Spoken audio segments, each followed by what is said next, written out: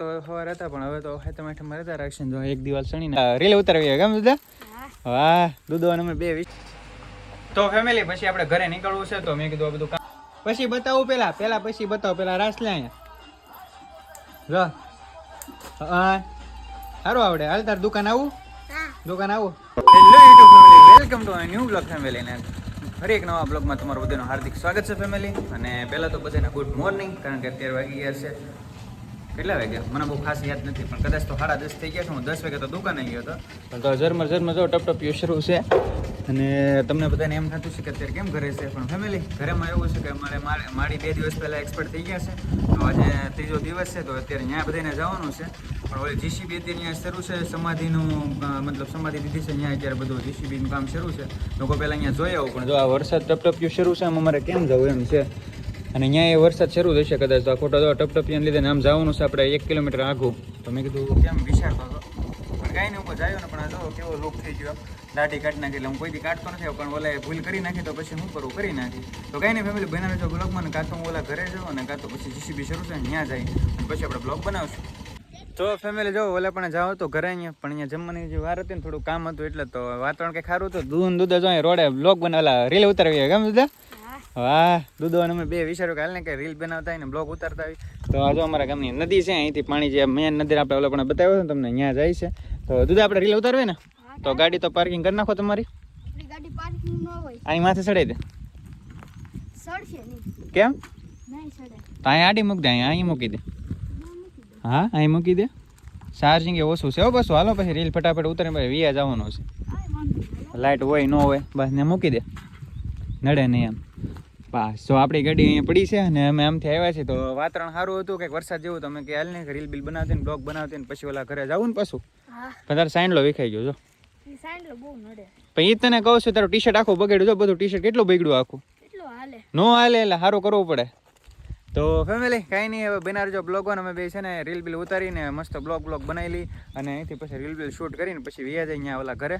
તો ફેમિલી બનાવી જો બ્લોગમાં. અને ત્યાં બધા મહેમાન આવેલા છે તો એ જાય, પણ ત્યાં બ્લોગ બનાવવાનો ટાઈમ નહીં, કારણ કે મારા ફોનમાં ચાર્જિંગ ખાલી 5 થી 7% છે, અને મેં ચાર્જિંગ આજ મૂક્યો નથી. તો મારે ચાર્જિંગ મૂકવા જવો હશે પહેલાં તો દુકાને ફોન, અને પછી હું ત્યાં જાય એટલે આપણે બ્લોગ તો દુકાને જ બનાવશું, ને અથવા તો પછી રીલ ઉતારવા જાવ. હા હાલે કરી લે ડિસ્કો, લે કરી ડિસ્કો.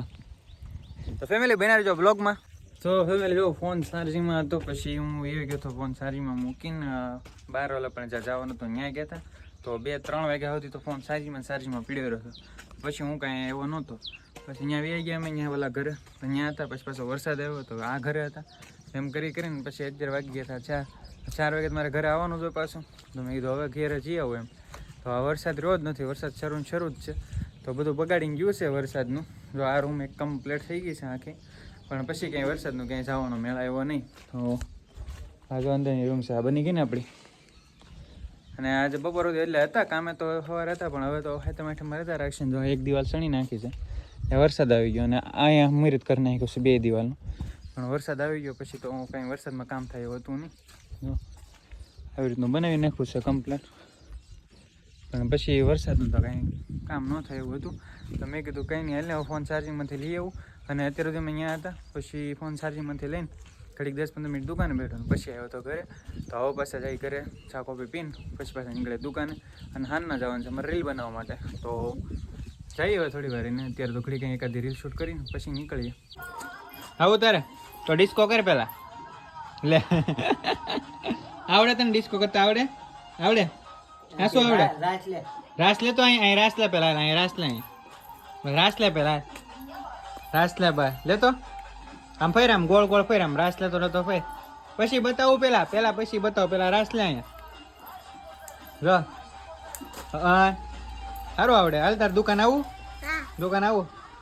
કપડાં પહેરતો હોય જા, નવા કપડાં પહેરતો હોય જા, નવા પહેરતો હોય જા, નવા પહેરીને આવશે. હું આવું હો, નવા પહેલા કપડાં કે નવા પહેરાય દે, લે કે નવા કપડાં પહેરાય દે કે. હા કે વાહ આમ ટાટા કહી દે, હું જાઉં ટાટા કહી દે. વાહ હું જાઉં. તો જો રાંધણ સટ હતી, તો હું ફેમિલી આવી ગયો તો ઘરે. મેં કીધું હાલ ને બહુ ભૂખ લાગી હતી, તું આજે સટ છે અમે તે કંઈક બનાવતા હશે. તો તો મને લાગી ભૂખ તો હું કહું ઘરે જતો હોઉં ને જમતો હોઉં ને પછી હું કહું દુકાને જાઉં. તો અહીંયા તો વરસાદ પડી ગયો, ગારો ગારો કરી નાખ્યું બધું. મેં કીધું કે હવે ગારાનો પણ ભૂખ લાગી તો જવું તો પડે. અમારે રમો જો વેકરો નાખે છે આમાં. રમા કાલે આવવાના છે એટલે તું વેકરો નાખી દીજે પૂરો હો ને. હા એમ. તો હાલો કંઈ નહીં, આપણે દુકાને જઈએ ને ફોન આવે છે ગ્રાહક ને તો દુકાને પહોંચી ફટાફટ ને પછી પાછા અહીંયા એવું લાગે તો બ્લોગ બનાવી આવશું. ને ભૂખ લાગી હતી એટલે દુકાને સોરી ઘરે આવ્યા હતા. હવે નીકળીએ દુકાને. તો ફેમિલી અત્યારે વાગી ગયા છે 9 ને જો આજે છે રાંધણ છઠ.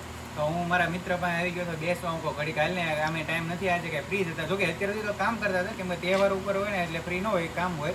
એટલે 9 વાગ્યા સુધી મતલબ ઘરે ગયો હતો એ પછી દુકાનમાંથી બહાર નથી નીકળ્યો, દુકાનમાં જ હતો. અને અત્યારે વાગી ગયા હતા 9 તો અમે બે ફ્રી થઈ ગયા હતા. તો મેં કીધું હાલને મિત્ર પાસે આટો મારું. તો આજે અમે આ જો સિંગ લેવા એટલે આવું ખવાય એટલે આજનો દિવસે આપણે રાંધણ છઠના દિવસે આવું ખાવાનું હોય મારો ભાઈ, એક સારું ખાવાનું હોય.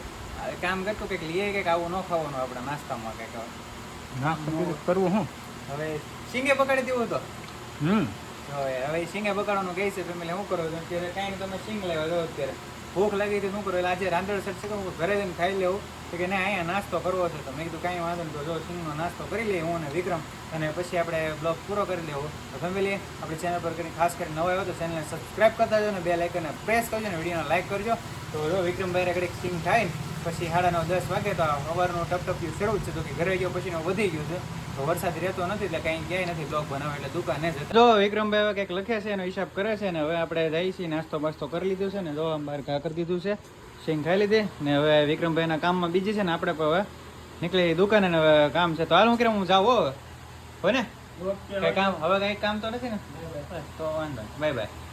તો ફેમિલી જો દુકાનમાં આવીને મારે પછી આ બધું કામ ખુલ્લું પડ્યું હતું. મેં કીધું આ કામ કરી નાખું ને પછી હું જાઉં કેમ કે હમણાં તહેવાર છે એટલે કામ તો જાજુ હતું પણ હું બધાને વસ્તુ દેવું પડે આપણે તહેવારમાં વહેલા બધું રિપેરિંગ કરીને કામ બધું એવું. તો મેં કીધું બધું કામ કરી નાખ્યું છે ને જો દૂધ પીડ્યું છે અમે ને હવે લાગી છે બહુ ભૂખ તો દૂધ લઈને ઘરે જઈ. પણ બહાર જો ઝરમર શરૂ જ છે, જો ટપટપ્યું શરૂ જ છે પણ વરસાદ છે પણ હવે જવું તો જોયા ઘરે. તો કાંઈ નહીં બધું પેક કરી નાખીએ ને પછી આપણે ઘરે ફરમીને પછી નીકળીએ ઘરે. તો ફેમિલી પછી આપણે ઘરે નીકળવું છે તો મેં કીધું આ બધું કામ બામ પતાવીને બધું પછી હું નીકળું. તો કાંઈ નહીં હવે આપણી ચેનલ પર કરીને ખાસ કરીને જે પહેલાં કીધું તો એમ થોડી વાર રહીને મારા ઘરે ન કહેવાનું હોય તો પછી ચેનલ સબસ્ક્રાઈબ કરી લેજો ને બેલ આઇકનને પ્રેસ કરજો તો મળશું આવવાના બ્લોગમાં. તો અત્યારે બસ હટવું, જય શ્રી રામ ને વરસાદ આવે છે તો આપણે નીકળીએ ઘરે અને ફરી કાલે બ્લોગમાં મળશું. ને કાલે છે સાતમ ને આજે છે રાંધણ છઠ. તો બસ આપણે રાંધણ છઠ તો અહીં પૂરી થઈ ગઈ છે તો જઈએ હવે ને મળશું નવા ફરી એક બ્લોગમાં. તો જય શ્રી રામ ને બાય બાય.